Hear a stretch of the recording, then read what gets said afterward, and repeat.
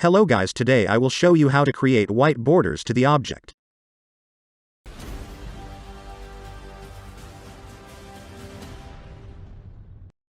Select the pen tool and start selecting the borders of the object.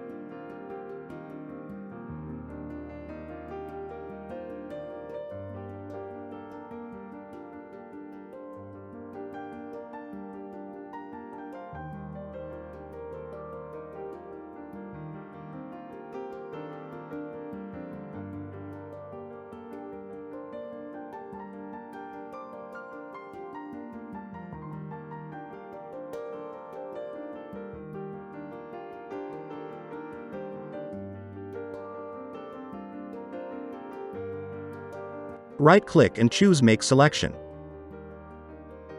Press Ctrl J. Right-click and choose Blending Options. Select Stroke and change the color to white and change the position to outside.